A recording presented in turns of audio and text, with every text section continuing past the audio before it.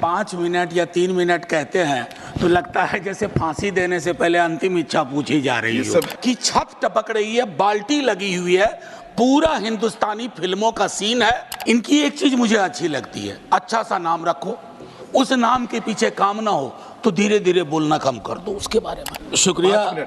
5 minute. शुक्रिया उपसभापति महोदय। जब आप 5 मिनट या 3 मिनट कहते हैं तो लगता है जैसे फांसी देने से पहले अंतिम इच्छा पूछी जा रही है। ये समय आप ही लोग तय करते हैं। मैं जानता हूं करता। सर, आपका दोष थोड़े ही है, लेकिन दुखड़ा भी कहाँ रो। आप बोले।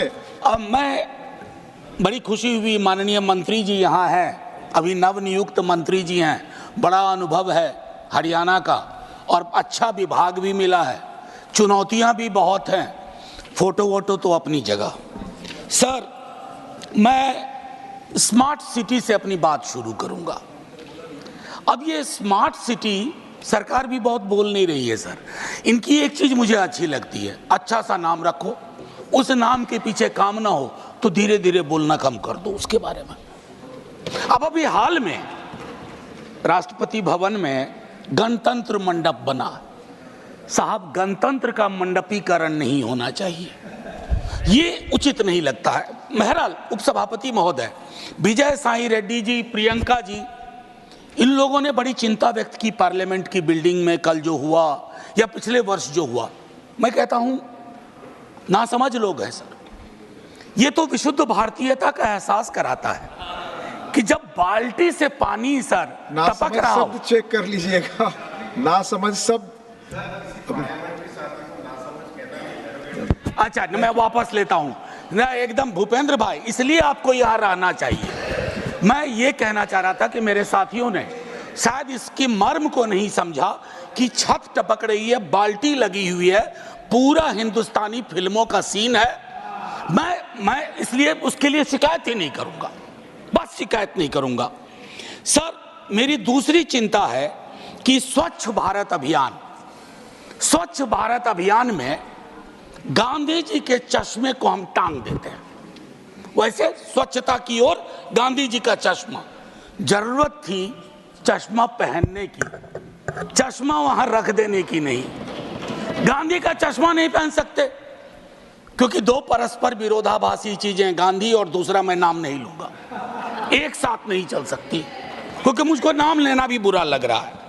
सर, तीसरी मैं मंत्री जी को कहूंगा, स्ट्रीट वेंडर्स शहरों की रीढ़ होते हैं, उनके साथ न्याय कीजिए। नाइंसाफी हो रही है उनके साथ, आपकी नीतियां कुछ बनती है, पुलिस प्रशासन किसी और तरीके से एक्ट करता है, और उस मद में जिसको हम कहते हैं पीएम स्वनिधि, आपका एलोकेशन भी 30% कम हो गया। तो मैं आपसे आग्रह करूंगा उसको देखिए।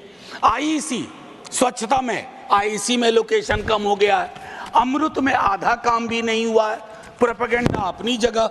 और मैं एक चीज कहूंगा माननीय मंत्री जी को आपके माध्यम से, सर, शहरीकरण की जरूरतों को गांव को समझे बगैर नहीं किया जा सकता। जब तक ग्रामीण पलायन, ग्रामीण अर्थव्यवस्था, उस पर आपकी नजर नहीं होगी, आपकी पकड़ नहीं होगी, तब तक शहरों में लोग आएंगे, आप एकोमोडेट करने में फेल करेंगे। आपके बदले कल को हम हों तब भी वो दिक्कतें होंगी। मैं एक चीज और भी उसमें कहूंगा, संपत्ति का असंतुलन भी शहरों में बहुत दिखता है सर। एक चीज और कहूंगा, हमारे शहर जब बनते हैं, कोई बिल्डिंग बनती है तो आपको श्रमिक लगातार चाहिए, मजदूर लगातार चाहिए, और वो मजदूर जब आपको बिल्डिंग बना के देता है उसके बाद वो मजदूर आपको भारी लगने लगता है। वो जहां रहते हैं उसको आप स्लम कहते हैं और उस स्लम को अपनी नजरों से दूर करना चाहते हैं। स्लम हमारी नीतियां पैदा करती है। स्लम में रहने वाले हमारी आपकी तरह के लोग हैं, उनके बारे में दृष्टिकोण साफ होना चाहिए। और ये सैटेलाइट मेट्रोपोलिस नहीं कि एक स्लम रिहैबिलिटेशन किया, दिल्ली से 40 किलोमीटर दूर जाके रख दिया। कैसे काम करेंगे, कैसे रोजगार चलेगा?